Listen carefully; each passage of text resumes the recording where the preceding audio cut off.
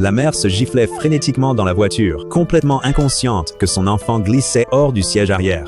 À chaque tronçon de route qu'elle parcourait, elle voyait sans cesse la même station-service. Ils étaient piégés sur une autoroute interminable, sans fin. La famille n'avait prévu qu'un voyage simple.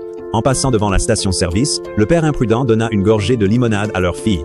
Quelques instants plus tard, la fille eut une crise d'asthme à cause d'une réaction allergique. La mère sortit son inhalateur d'asthme, mais le père le fit accidentellement tomber par terre et le brisa. Ils n'eurent d'autre choix que de faire demi-tour et de rentrer chez eux pour en récupérer un nouveau.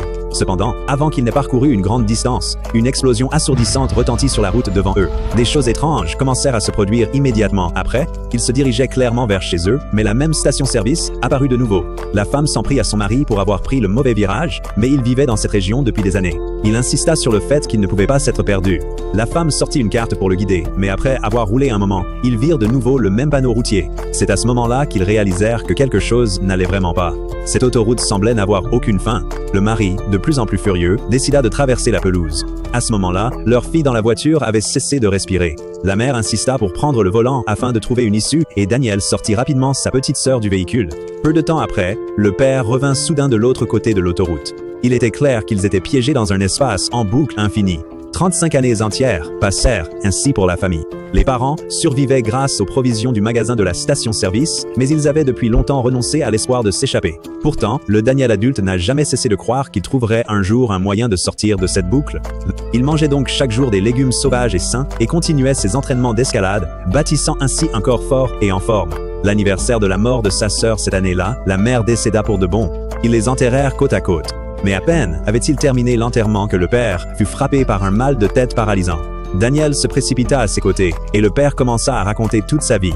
Il dit à Daniel qu'il avait enfin compris comment briser la boucle.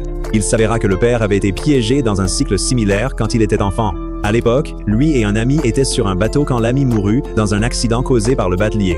Accablé par la culpabilité, le batelier et le jeune père restèrent coincés dans l'eau pendant 35 ans. Ce n'est qu'après la mort du batelier qu'il apprit la clé pour s'échapper d'une boucle. Ne jamais conduire une voiture rouge avec sa famille.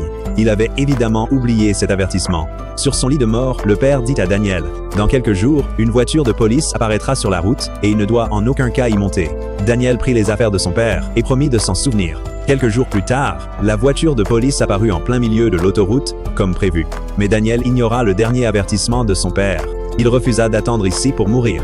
Il monta donc dans la voiture de police et se rasa tous les poils pour se préparer à un nouveau départ. Ce qu'il ne savait pas, c'est qu'il était déjà tombé dans une autre boucle sans fin.